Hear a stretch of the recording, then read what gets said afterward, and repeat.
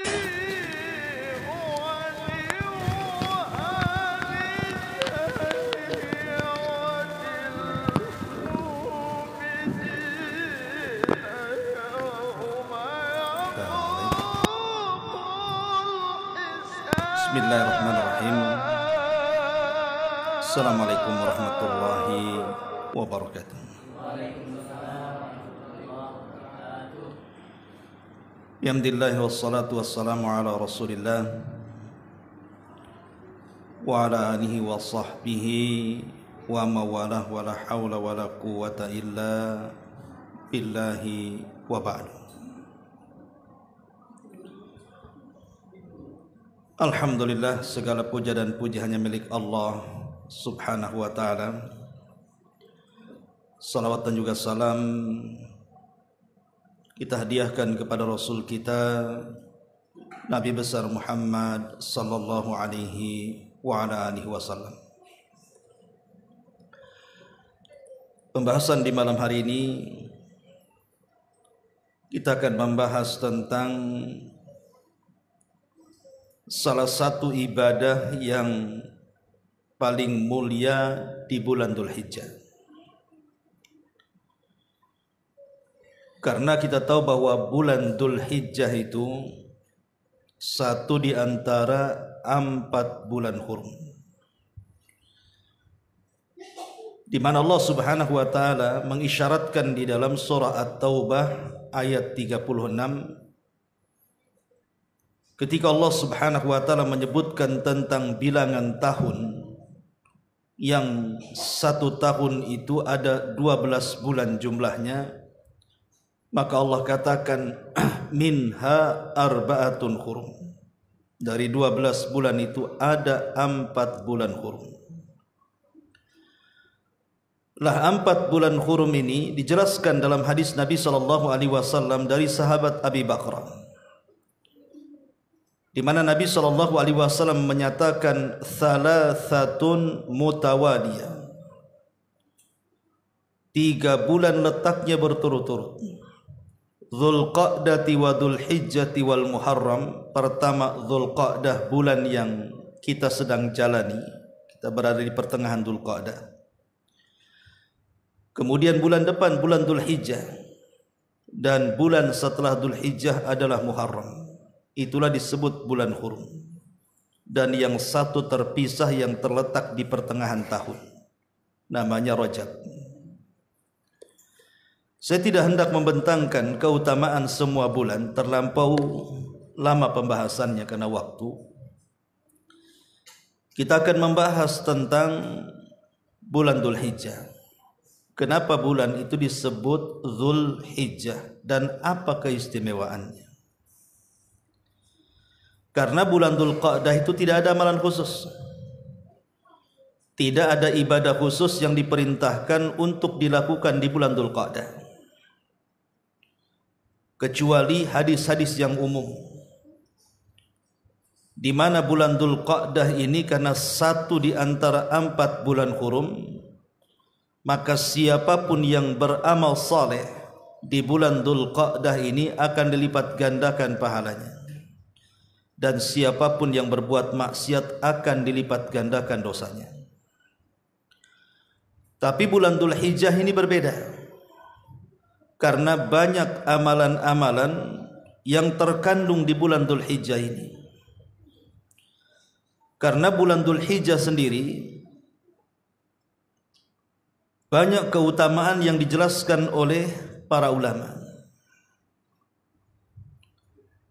Di antaranya tentang keutamaan bulan Dzulhijjah itu,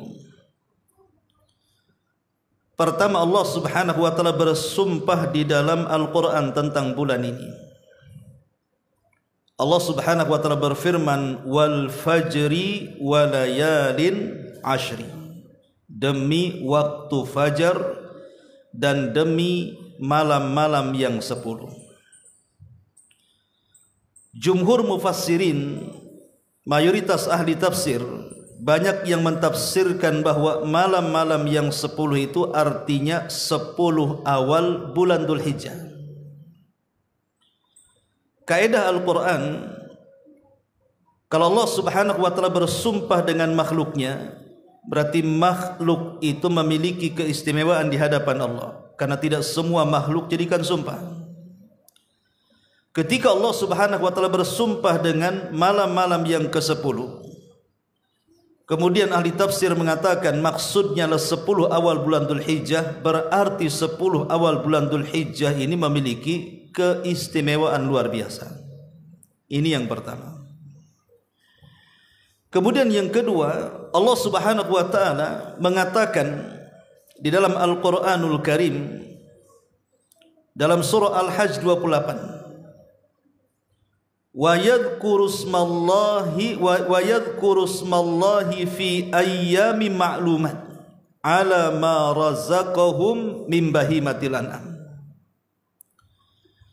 Dan hendaklah mereka banyak berzikir kepada Allah, menyebut nama-nama Allah Subhanahu wa ta'ala. Kapan? Fi ayyamin ma'lumat, pada hari-hari yang sudah diketahui.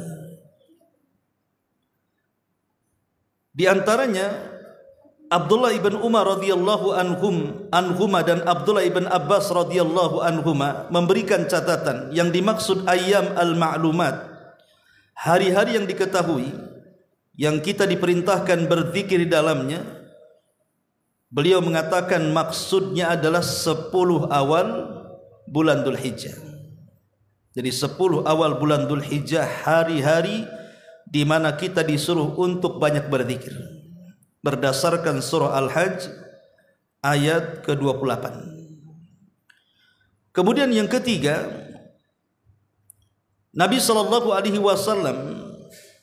bersabda dalam sebuah hadis bahwa hari-hari dalam satu tahun dari 12 bulan itu, ada hari-hari terbaik dalam satu tahun, dan hari-hari terbaik dalam satu tahun itu adalah 10 awal bulan Dzulhijjah. Itu berdasarkan hadis Nabi SAW yang dikeluarkan oleh Imam Bazzar. Nabi mengatakan, afdalu ayyamid dunya ayyamul ashr. Seutama-utama hari di dunia ini adalah 10 awal bulan Dzulhijjah. Seutama-utama hari di dunia adalah 10 awal bulan Dzulhijjah. Dan Nabi SAW juga mengatakan, ma min ayyamin afdalu indallahi min ayyami ashri dzulhijjati. Tidak ada hari-hari yang dianggap lebih afdal di sisi Allah Subhanahu wa ta'ala melebihi 10 awal bulan Dzulhijjah. Dari sini kita tahu keutamaan bulan Dzulhijjah adalah di 10 awalnya itu adalah hari-hari terbaik di dunia. Kemudian yang keempat, di bulan Dzulhijjah ini ada yang disebut dengan hari Arafah. Bagi yang haji, Arafah adalah salah satu rukun daripada rukun-rukun haji. Rukun haji itu 4. Niat ihram, kemudian wukuf di Arafah, kemudian tawaf dan sa'i. Selebihnya adalah kewajiban-kewajiban haji. Lah di antara salah satu rukun dari 4 rukun haji adalah wukuf di Arafah. Dan wukuf di Arafah itu terjadi di bulan Dzulhijjah. Pada tanggal berapa? Pada tanggal 9. Bagi yang haji wukuf, bagi yang tidak haji berpuasa. Namanya puasa Arafah. Nabi SAW sampai menjelaskan tentang hari Arafah adalah hari di mana Allah paling banyak memerdekakan hamba-hambanya dari api neraka. Jadi Allah turun di hari Arafah kemudian mengampuni orang-orang yang sedang wukuf dan memerdekakan orang-orang yang wukuf itu dari api neraka. Ma'asyiral muslimin wal muslimat rahimani wa rahimakumullah. Kemudian yang kelima, di bulan Dzulhijjah ini ada Yaumun Nahar. Ada hari di mana kita diperintahkan oleh Allah Subhanahu wa taala untuk melakukan kurban. Dan itu tepat di tanggal 10 Dzulhijjah ditambah 3 hari-hari tasyrik, 11, 12 dan 13. Dan kurban sendiri adalah salah satu syiar-syiar Allah Subhanahu wa taala yang harus diagungkan dan menunjukkan ketakwaan seseorang.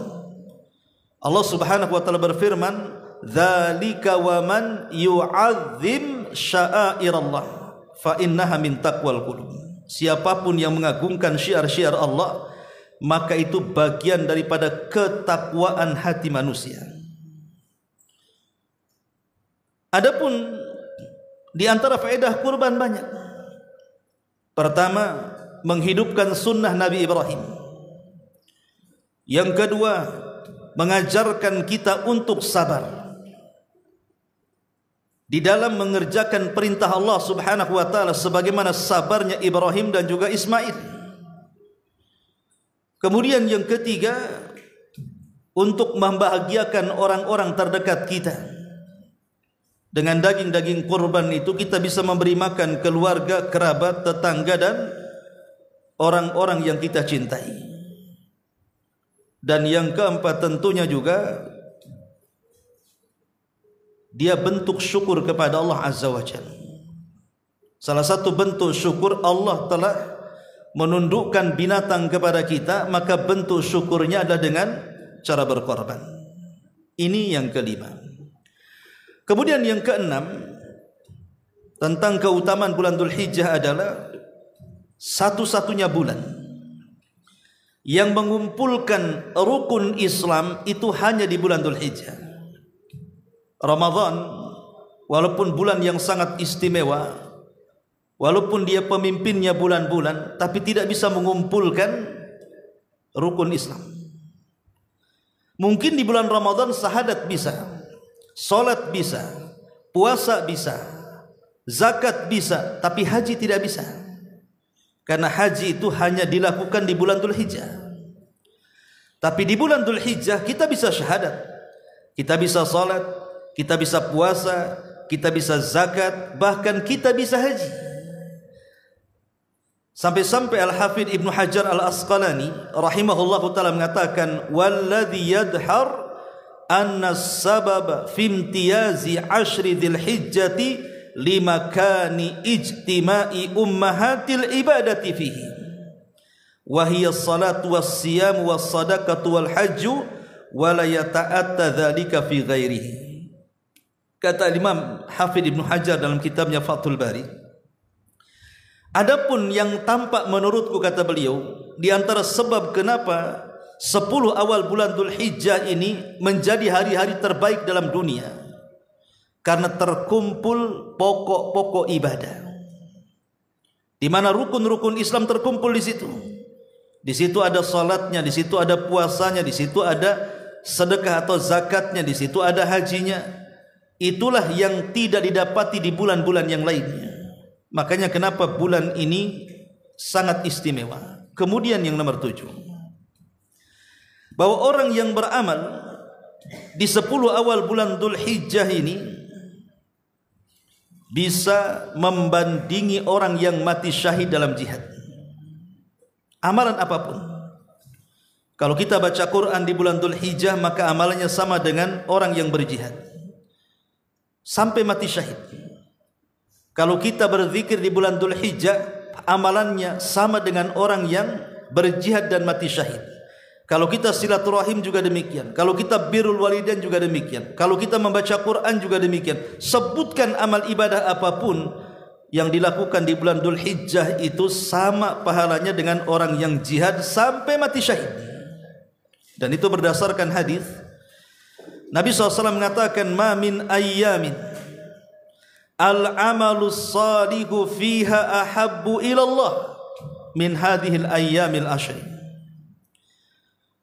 Tidak ada hari-hari yang amal saleh di dalamnya lebih dicintai Allah dibandingkan hari-hari ini, maksudnya 10 awal bulan Dzulhijjah. Sahabat bertanya, "Ya Rasulullah, walal jihadu fi sabilillah?" Apakah sama dengan orang yang jihad? Kenapa para sahabat mengatakan seperti itu? Karena di mata para sahabat tidak ada amalan yang melebihi jihad. Makanya mereka bertanya, apakah sama dengan jihad? Maka Rasul mengatakan, la, tidak.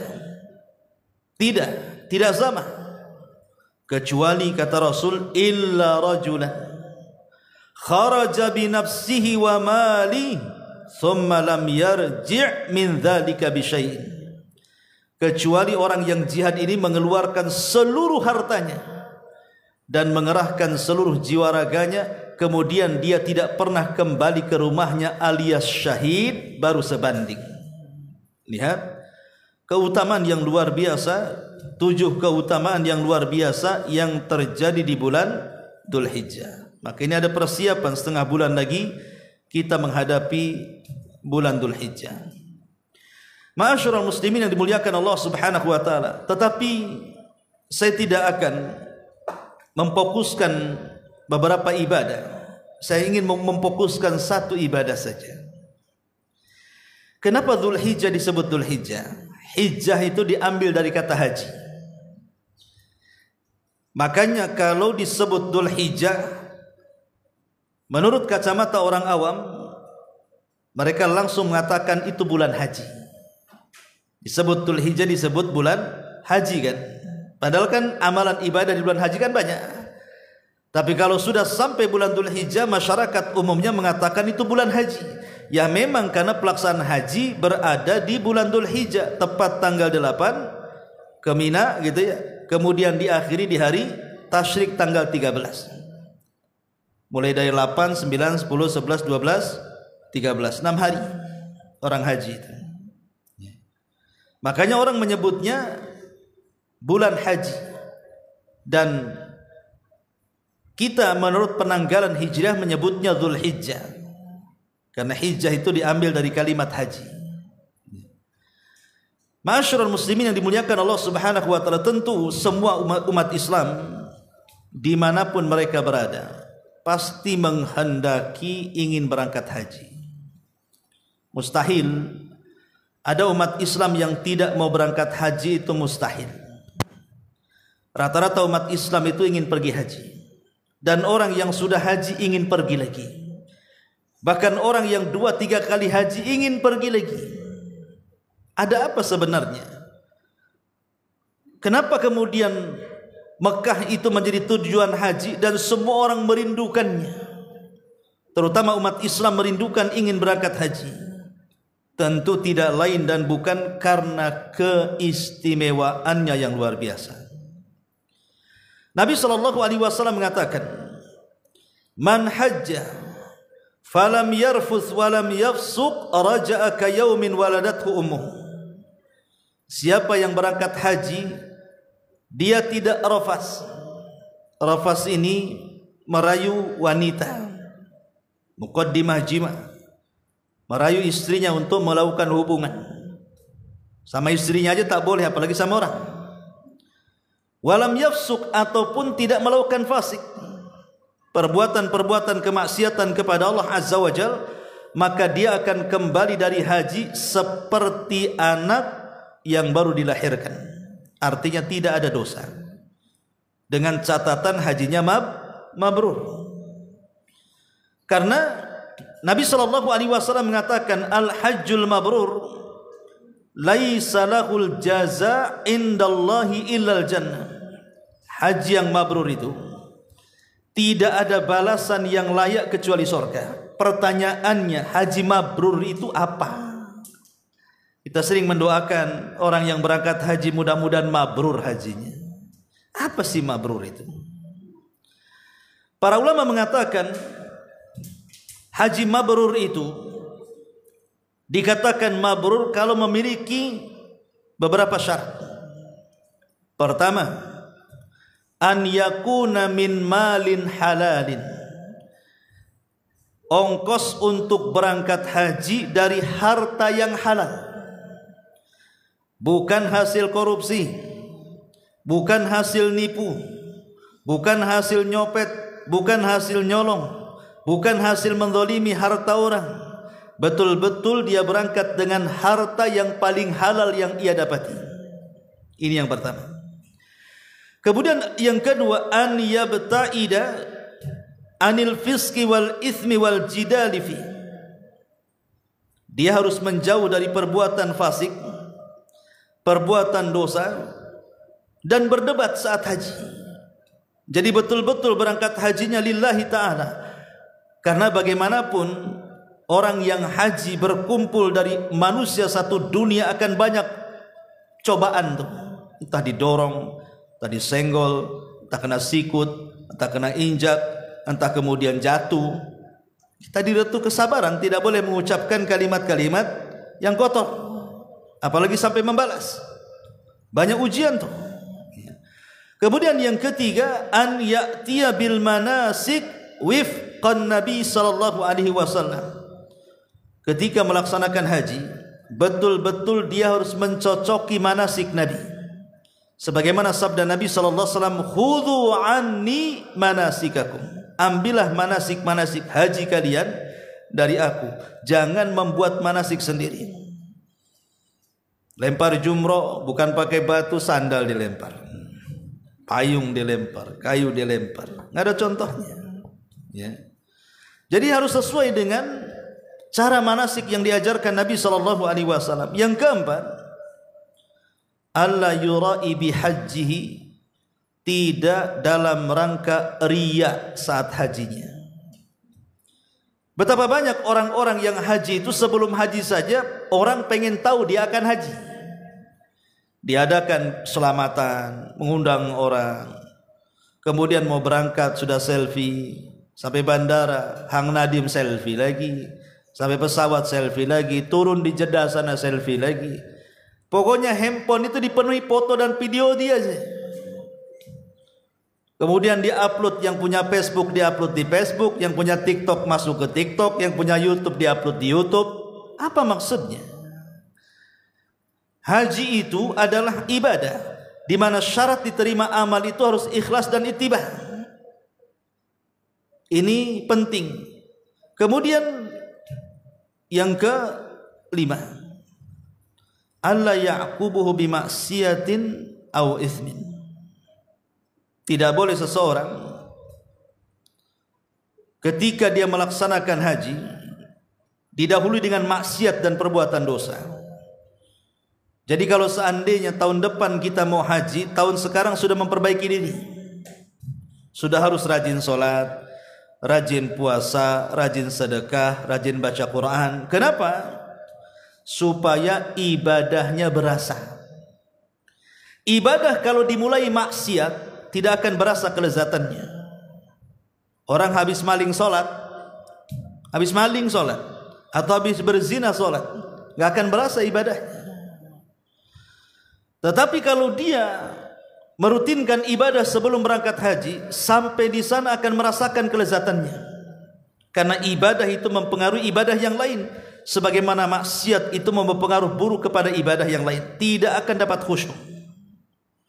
Ini di antara haji yang mabrur. Kemudian yang terakhir, ada pengaruh setelah dia haji. Mungkin sebelum haji dia jarang sholat, setelah haji rajin pula dia sholat. Sebelum haji suka nyopet, habis haji tobat dari copet, tobat dari korupsi, tobat dari segala maksiat, berusaha memperbaiki diri. Intinya setelah haji harus lebih baik daripada sebelum haji. Bagaimanapun caranya. Lah kalau syarat-syarat ini dipenuhi, itulah yang disabdakan Nabi sallallahu alaihi wasallam, al-hajjul mabrur laisa lahul jaza indallahi illal jannah. Haji yang baik itu tidak mungkin dapat balasan kecuali sorga, dengan syarat-syarat tadi. Sekarang kalau kita terapkan syarat-syarat ini kepada haji, boleh jadi tidak banyak yang mabrur kan? Kalau kita terapkan syarat yang 6 ini. Karena betapa banyak orang-orang yang habis haji masih juga dia main riba, masih juga main curang, mengurang-urang takaran, mengurang-urang timbangan jual dalam dagang, masih juga berdusta, menggibah, dan begitu seterusnya. Ini akan membatalkan level kemabruran dia.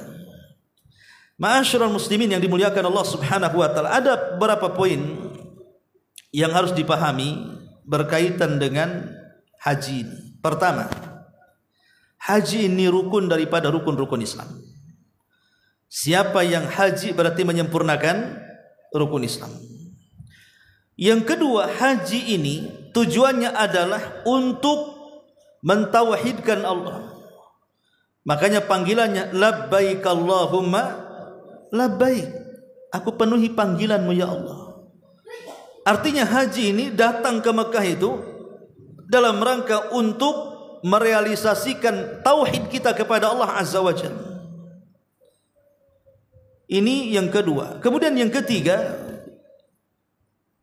barang siapa yang berangkat haji menuju Baitullah Al-Haram, maka dia berada dalam lindungan Allah Subhanahu wa taala.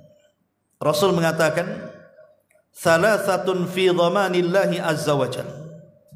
Ada 3 kelompok yang akan mendapatkan lindungan Allah.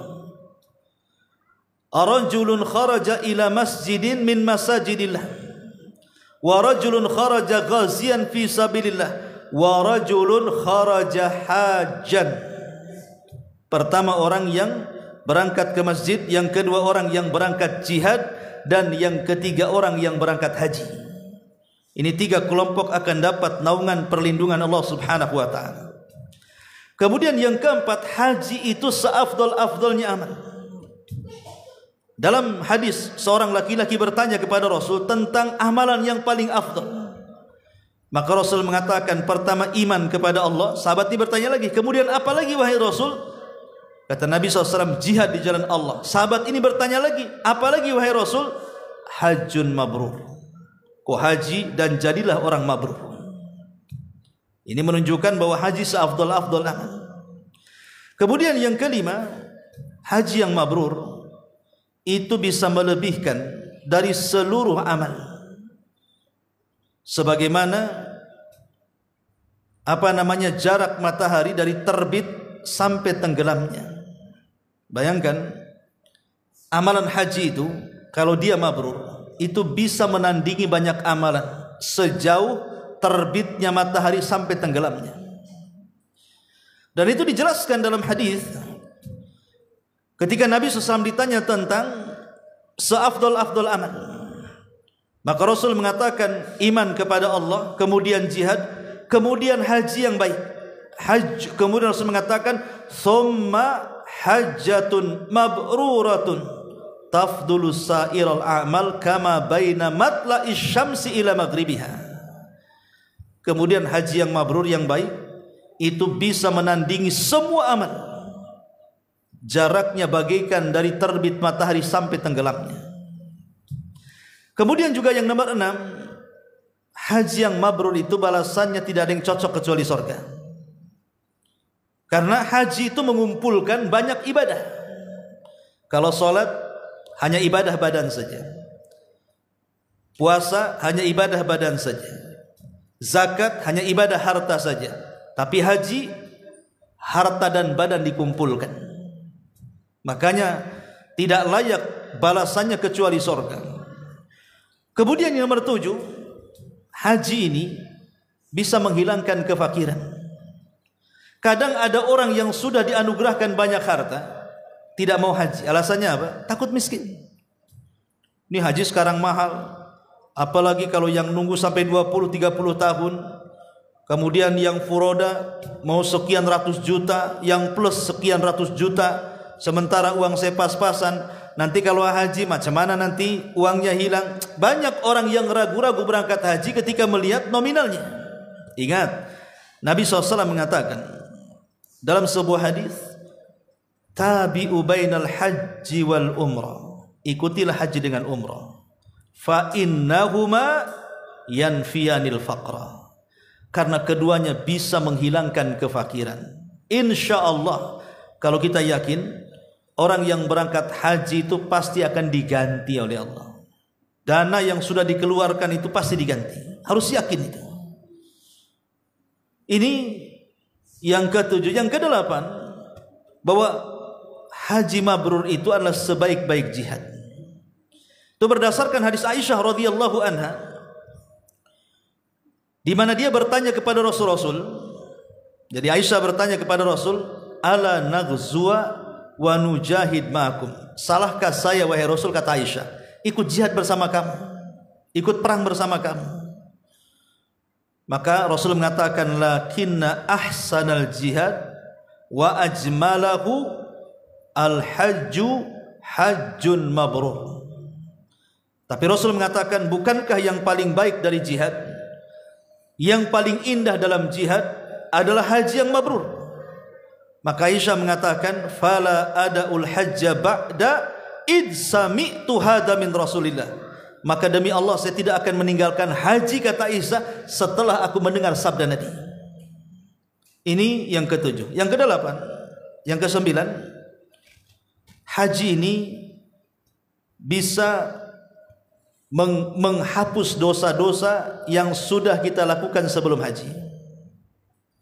Jadi kalau sebelum haji kita banyak melakukan dosa, dari zinahnya, dari maboknya, dari judinya, dari dustanya, dari gibahnya, dari meninggalkan sholatnya, macam-macam lah dosa-dosa.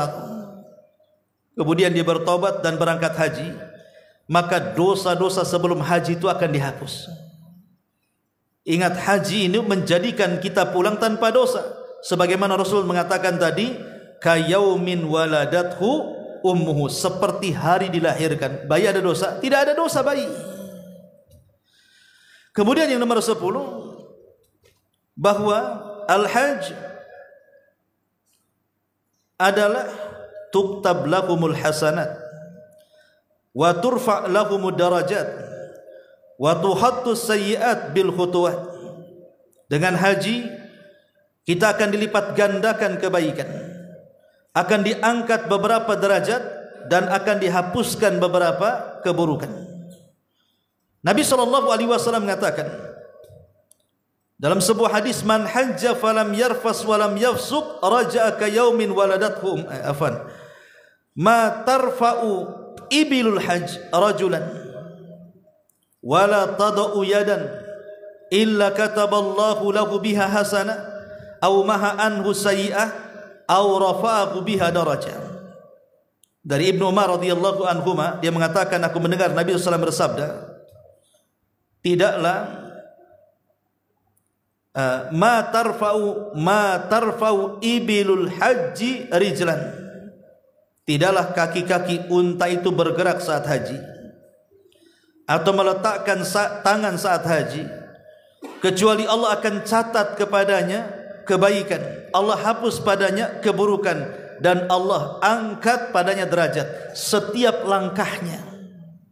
Haji dulu kan pakai unta, ya, setiap langkah untanya itu dihitung satu kebaikan, satu pengangkatan derajat, dan satu penghapusan dosa. Berapa langkah dari Jeddah itu ke Mekah tuh? Zaman itu kan gitu. Ya, zaman kita juga sekarang ya dihitung seperti itu. Ini juga diantara manfaat haji yang ke-10. Kemudian yang ke-11, bahwa haji ini adalah syiar daripada syiar-syiar Allah Subhanahu wa taala ketika dia mengucapkan talbiyah. Artinya dia sedang mengumandangkan syiar, dan itu alamat dari ketakwaan seseorang kepada Allah Subhanahu wa taala. Belum lagi orang yang tawaf di sekitar Ka'bah. Orang-orang yang tawaf di sekitar Ka'bah. Abdullah ibn Abbas mengatakan, at-tawafu haulal baiti mislu salati illa annakum tatakallamuna fihi faman takallama fihi fala yatakallamanna illa bi khairin. Tawaf itu sama dengan salat. Tawaf itu sama dengan salat, kecuali ketika tawaf Anda bisa bicara. Walaupun demikian jangan bicara kecuali kebaikan. Dan ingat, saat tawaf itu kita sedang mengelilingi apa? Mengelilingi Ka'bah. Dan Ka'bah adalah satu tanah yang paling baik yang ada di kolong langit. Tidak ada satu tanah yang lebih baik kecuali Ka'bah ada di situ. Karena itu tempat pertama Allah diibadahi di permukaan bumi. Tanah yang pertama kali Allah diibadahi itu adalah tanah yang ada di Ka'bah. Kemudian juga belum juga orang yang mencium Hajar Aswad kalau bisa, tapi jangan memaksakan diri karena itu membahayakan. Ya. Kemudian di sana ada 2 rakaat tawaf, itu bisa menggugurkan banyak dosa dan banyak lain sebagainya. Belum lagi air Zam-Zam yang kalau kita minum akan mendoakan siapa peminumnya. Dan banyak lagi, saya ulangi, amalan-amalan haji yang tidak terukur fadilah dan keutamaannya. Masalahnya tidak semua orang bisa haji kan? Tidak semua orang bisa haji. Hanya orang-orang tertentu saja yang memang Allah bisa anugerahi untuk berangkat haji. Kalau kayak kita-kita ini yang mungkin kerjanya 1 hari, ya bukan mustahil, Allah juga bisa saja memberangkatkan orang susah dengan kehendaknya kan itu. Tapi umumnya kan sulit berangkat haji. Sangat sulit. Hatta yang punya uang kalau tidak banyak harus nunggu sekian tahun baru berangkat. Sekarang usianya 50 tahun baru daftar. 20 tahun atau 30 tahun baru diterima. Ya udah bawa tongkat lah ke sana kan gitu ya. Sementara ibadah haji itu ibadah fisik. Banyak orang yang meninggal ketika tua kan, karena fisiknya nggak ada. Sama dengan umrah, ibadah fisik. Kalau ingin umrah itu mudah-mudah, kalau udah tua susah. Banyak orang meninggal karena penyakit tua. Tetapi Allah Subhanahu wa taala Rahim. Allah itu Maha Pengasih. Bagi yang tidak sanggup haji tetapi ingin memiliki pahala haji, ada amalan-amalan yang bisa menandingi amalan ibadah haji. Kita tidak bisa haji, saya punya uang tapi sakit, tidak bisa berangkat juga. Ada orang yang sehat badannya, kere pula tak ada duit, macam mana dia berangkat? Jangan nekat. Ada orang haji pakai kapal galon. Pernah dengar? Buat kapal galon, mau berangkat haji katanya. Sampai di mana? Nanti di Laut Merah ketelan Firaun pula di situ. Ada orang masuk, ada orang naik sepeda haji, nggak akan bisa masuk haji, apalagi ketat. Itu namanya ta'annud, memberat-beratkan diri dalam agama. Agama itu mengajarkan kepada kita kemudahan, bukan kesulitan. Karena Allah yang mengatakan, ma ja'alallahi alaikum min haraj. Allah tidak menjadikan bagi kalian agama ini sukar dan sulit untuk dilaksanakan. Agama ini mudah. Rasul mengatakan kepada Mu'adz, yassira wa la tu'assira, mudahkan, jangan kau persulit. Wa man yushaddad din illa ghalaba. Siapapun yang mempersulit agama, agama pasti akan melumpuhkannya. Enggak perlu mempersulit. Tidak sanggup gugur kewajiban haji. Tapi orang yang cerdas, walaupun gugur kewajiban haji karena ketidaksanggupan berangkat haji, dia tidak akan putus asa untuk mendapatkan pahala haji. Dengan cara apa? Dengan 10 amalan. Kalau kita ingin mendapatkan pahala haji, lakukan 10 amal ini. Itu sama pahalanya dengan orang yang berangkat haji. Apa 10 amal ini? Yang pertama, aqdun niyatis sadiqati ala ada'il haji. Yang penting ada niat dulu. Pasang niat dulu. Saya ingin berangkat haji. Pamannya antum sekarang tengok YouTube gitu kan. Jangan tengok yang macam-macam. Tengoklah orang yang sedang haji, yang sedang tawaf, yang sedang sa'i, yang sedang wukuf. Tengok di YouTube itu. Tanamkan kerinduan bahwa saya ingin berangkat. Siapa tahu Allah kabulkan. Kalaupun tidak Allah kabulkan, karena sudah takdir yang menggariskan dia, Nabi SAW pernah mengatakan, berdasarkan hadis Jabir bin Abdullah radhiyallahu an, kunna ma'an Nabi sallallahu alaihi wasallam fi ghazatin. Kami dulu bersama Nabi dalam peperangan. Faqala, maka Rasul mengatakan, inna bil madinati rijalan ma sirtum masiran wa la qata'tum wadiyan illa kanu ma'akum habasahumul maradu. Dalam riwayat habasahumul udhru. Sesungguhnya Rasul ini sambil berjalan pulang dalam peperangan, dia menang perang, pulang ke Madinah. Di tengah-tengah jalan dia ngomong sama para sahabatnya, sesungguhnya di Madinah itu ada orang-orang yang tidak bisa seperti kalian berjalan melalui bukit-bukit untuk perang, melintasi lembah-lembah untuk perang, ya. Tetapi hakikatnya mereka bersama kalian. Yang mencegah mereka tidak ikut bersama kalian karena mereka sakit dan memiliki udhur. Kalimat Nabi SAW, illa kanu ma'akum, kecuali mereka bersama kalian, menunjukkan apa? Menunjukkan walaupun mereka tidak jihad tetapi memiliki pahala jihad. Yang penting kita sudah ada niat pengen haji. Ini yang pertama. Yang kedua, menjaga solat yang wajib di masjid. Nabi SAW mengatakan dalam sebuah hadis yang diriwayatkan dari seorang sahabat namanya Abu Umamah radhiyallahu an, Rasul mengatakan, man kharaja min baitihi mutatahhiran ila salatin maktubatin fa ajruhu ka ajril hajil muhrim. Kata Nabi SAW, barang siapa yang keluar dari rumahnya sudah berwudu, antum wudu di rumah, memang niatnya ingin ke masjid, wudunya di rumah, bukan di masjid, wudu di rumah, kemudian pakai pakaian yang layak untuk salat, berangkat antum ke masjid, maka Nabi SAW, untuk apa? Untuk salat wajib. Kata Nabi SAW, pahalanya sama dengan haji yang sedang ihram. Maka jangan kecil hati. Jadi niat dari rumah itu, saya ingin dapat pahala haji. Lekas antum berwudu, pakai pakaian yang layak untuk salat wajib, berangkat. Hanya melaksanakan ini saja pahalanya sama dengan haji. Kemudian yang ketiga, melaksanakan salat fajar berjamaah. Kemudian setelah salat fajar tidak beranjak dari tempatnya, dia pun berzikir sampai terbit matahari. Biarkan meninggi satu tombak, 15 menit setelah terbit antum melakukan salat 2 rakaat, sebut salat syuruk namanya.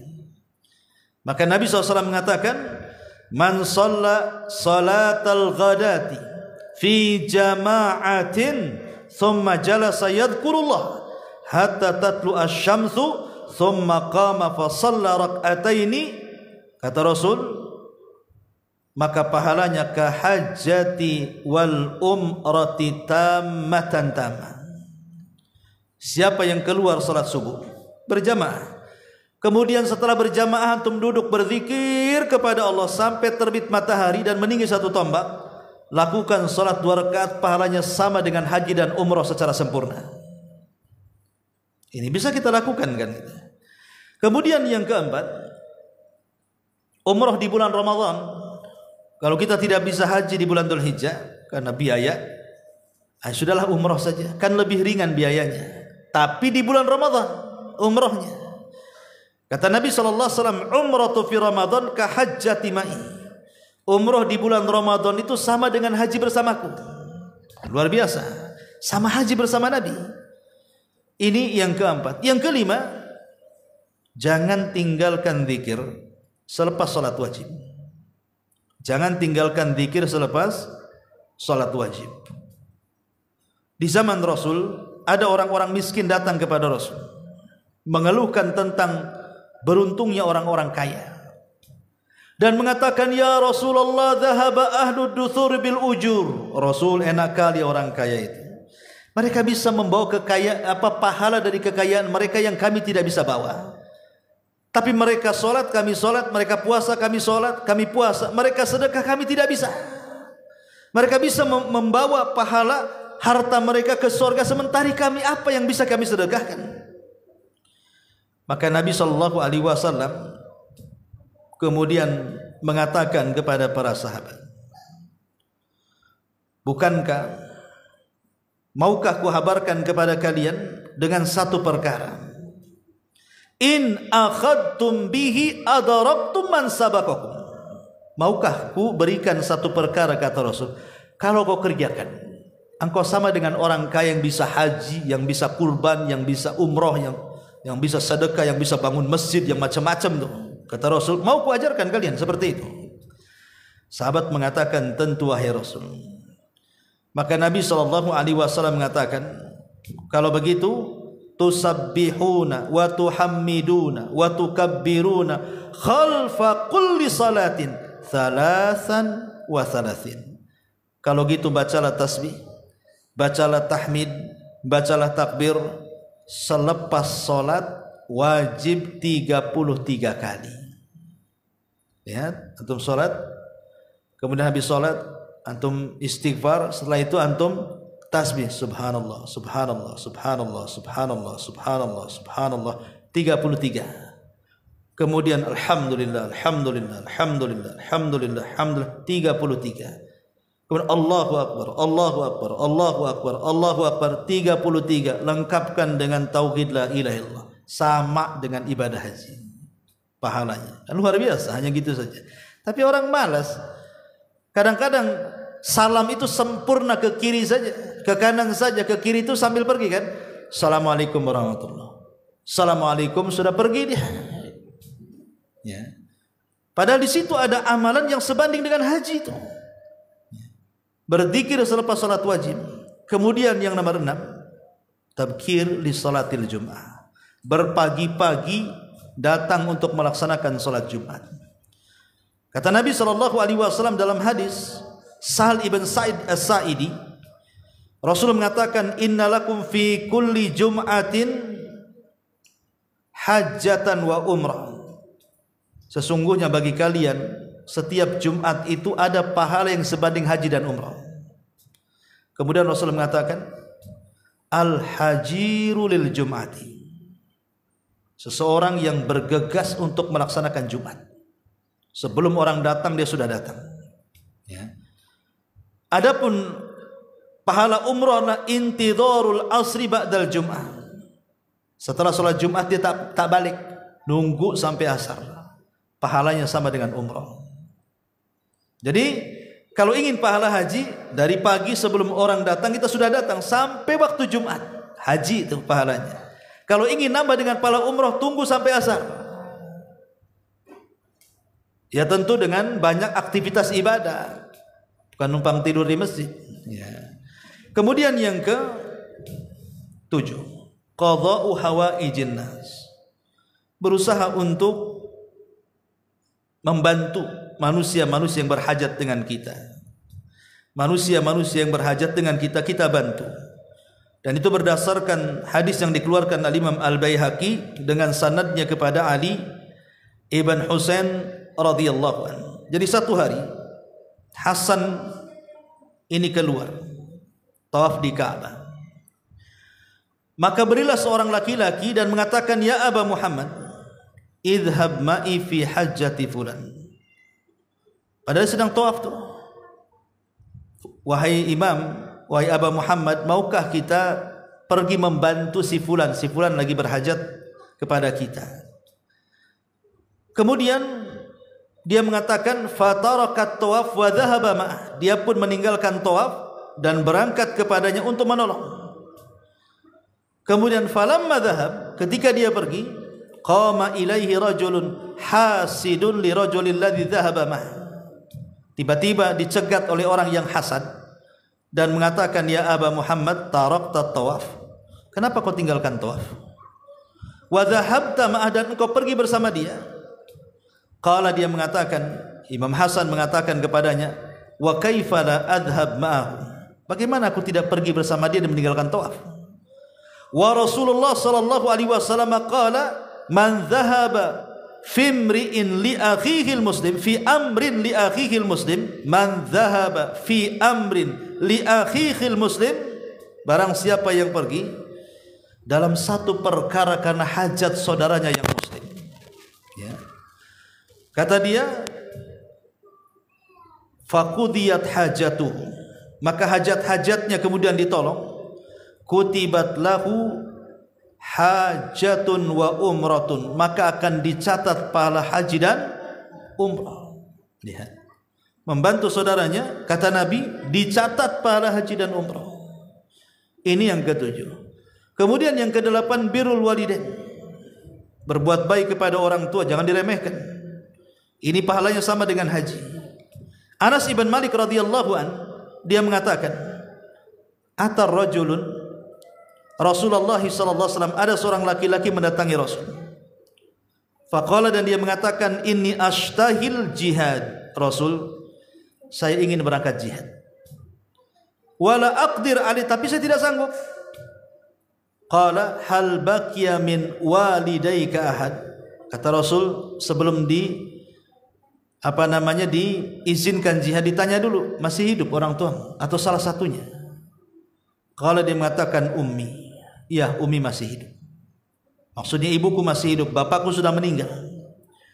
Qala fa ablillah fi birriha. Fa idza fa'alta dzalik fa anta hajun wa mu'tamarun wa mujahidun. Fa idza radiyat anka ummuk fattaqillah wa birraha. Kata Nabi SAW, kalau begitu sebaiknya kau pilih berbuat baik kepada orang tua. Tidak usah berangkat jihad, ibu masih hidup masalahnya ya. Kalau engkau melakukan itu, maka pahalamu sama dengan haji, umroh, dan jihad. Dan kalau orang tuamu ridho dengan perbuatanmu, bertakwalah kepada Allah dan teruslah berbuat baik kepadanya. Ini juga salah satu amalan yang sama dengan haji. Kemudian yang ke-9, hudhuru majalisil ilmi, hadir di majelis ilmu kayak antum sekarang ini. Hadir di majelis ilmu. Karena sekarang ini kadang-kadang majelis ilmu itu panitianya ngundang, tapi yang datang jamaah luar. Kan banyak itu. Kadang-kadang yang ngundang itu panitia masjid. Ngundang ustadz bisa ngisi di masjid saya? Bisa. Dia undang orang luar untuk ngaji. Orang luarnya hadir banyak, pengurusnya nggak ada yang hadir. Ini apa maksudnya? Kok ngundang tapi tak mau datang? Otaknya di mana? Siapa yang mau ngaji sebenarnya? Karena dia jahil bahwa duduk di majelis ilmu itu banyak keutamaan sebenarnya. Walaupun mungkin pengajian ustaz itu saja, nasihat saja, dia tidak paham duduk di majelis ilmu itu besar pahalanya. Salah satunya mendapatkan pahala haji. Kalau kita kumpulkan uang, kapan kita bisa haji? Nah, itu kan ada orang seperti itu, dan saya paling sebel orang kayak gini. Udah ngundang, tak mau datang dia. Nah, ini banyak terjadi di masyarakat. Kata Nabi SAW, man ghada ilal masjid la yuridu illa an yata'allama khairan aw yu'allimuhu kana lahu ka ajri hajjin taman hajjatahu. Kata Nabi SAW, barang siapa yang berangkat ke masjid, dia tidak ada niat kecuali ingin belajar kebaikan atau mengajarkan kebaikan, maka pahalanya sama dengan haji secara sempurna.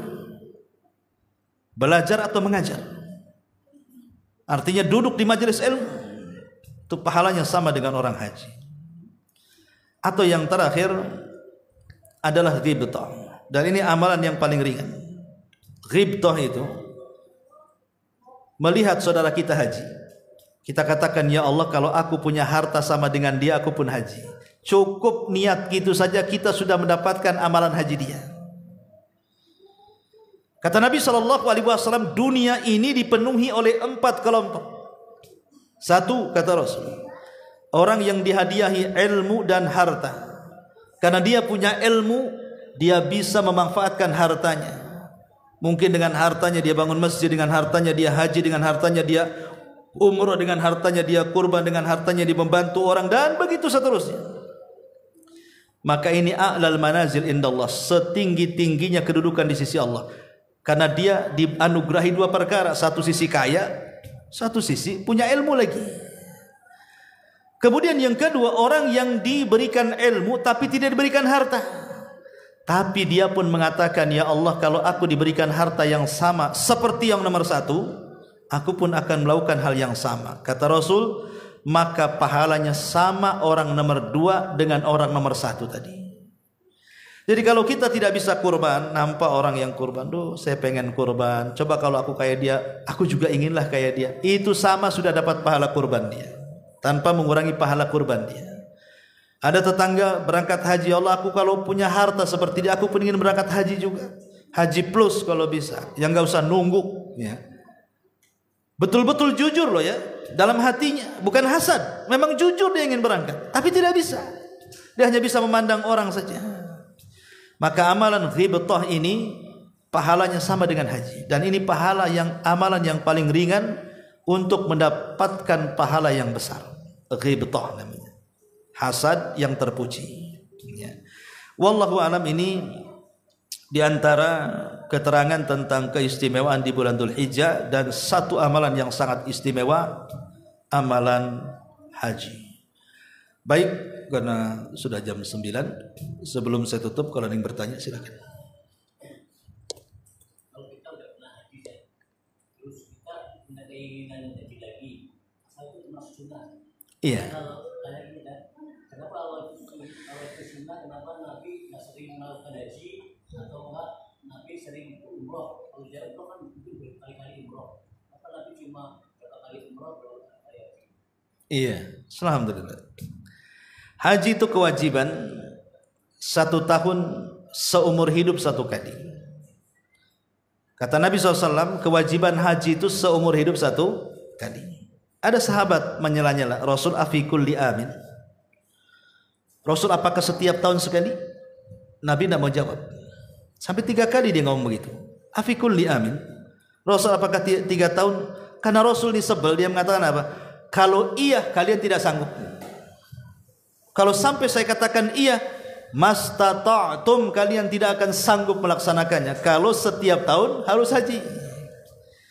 Makanya ini bentuk keringanan dari Allah. 1 kali haji sudah menggugurkan ibadah seumur hidup dalam ibadah haji. Kalau dia punya rezeki ingin haji lagi, silahkan, tapi derajatnya ke sunnah, karena kewajiban sudah gugur kan, hanya sunnah saja. Nabi SAW itu haji cuma 1 kali, yang disebut dengan Hajjatul Wada. Kenapa Rasul haji 1 kali? Karena selepas haji, beberapa waktu setelahnya meninggal. Cemana dia akan haji lagi? Dari haji ke meninggal Rasul itu jaraknya dekat. Adapun umroh, Rasul sampai 4 kali umroh dalam hidupnya, semua di bulan Dzulqa'dah, bulan sekarang. Haji umroh itu Rasul pernah umroh di bulan tahun ke-6, disebut dengan umroh Hudaybiyah. Kemudian tahun ke-7 disebut umroh qadha. Kemudian yang ke-4, yang ke-3 disebut umroh yang diiringi dengan haji, dan yang terakhir umroh yang disebut dengan ji'rana. Itu semua terjadi bulan Dzulqa'dah. Jadi haji umroh Rasul itu 4 kali, kalau haji 1 kali, yang disebut dengan Hajjatul Wada, haji Islam. Dan ini faedahnya, karena Rasul haji 1 kali, maka dalam setiap manasiknya tidak mungkin beda. Mau beda dengan yang mana, dilakukan 1 kali.